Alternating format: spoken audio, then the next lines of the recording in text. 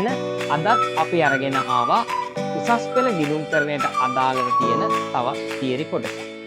අද මම කතා කරන්න යන්නේ තොරතුරු පිළිබඳව. ගිණුම්කරණයේදී වඩාත් වැදගත් කොටසක් තමයි මෙන්න මේ තොරතුරු කියන්නේ. ඒ අනුව ගිණුම්කරණයේදී තොරතුරු කියන එක අපි කොටස් දෙකකට වෙන් කරනවා. ඒ කොටස් දෙක තමයි මෙන්න මේ විදිහට ඔයාලට පෙන්නලා තියෙන්නේ. අපි මුලින්ම තොරතුරු කියන එක මූල්‍ය තොරතුරු, මූල්‍ය නොවන තොරතුරු කියලා වෙන් කරලා පෙන්නනවා.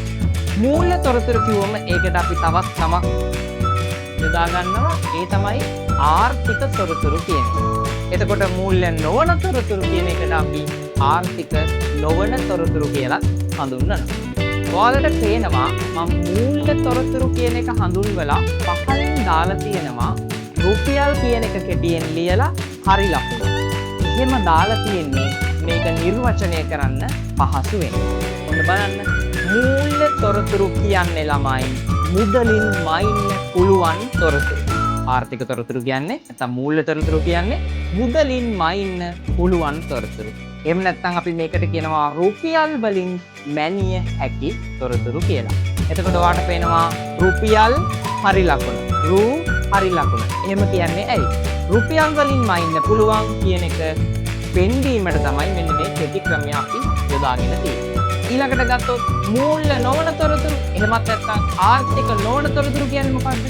මුදලින් මැනිය නොහැකි තොරතුරු. එහෙම තමයි ඔයාගේ නිර්වචනයේ තියෙන්නේ. ඒක අපි මතක තියාගන්න පහසු ක්‍රමයක් භාවිතා කරලා තියෙනවා. රුපියල් හතර ලකුණ. ඒ කියන්නේ ළමයි රුපියල් වලින් මයින්න බැහැ කියන එක. ඒ කියන්නේ මුදලින් මැනිය නොහැකි කියන එක. ඔන්න මේ විදිහට අපිට ලේසියෙන්ම මූල්‍ය තොරතුරු සහ මූල්‍ය නොවන තොරතුරු නිර්වචන මතක තියාගන්න පුළුවන්.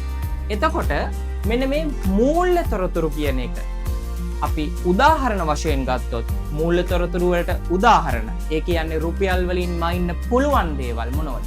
ව්‍යාපාරයක් ගත්තම අපි මෙතන උදාහරණ පෙන්නලා තියෙනවා සේවක වැටු. ව්‍යාපාරයේ සේවක වැටු. ඒ වගේම තමයි ව්‍යාපාරයට අදාළ විදුලි වියදම.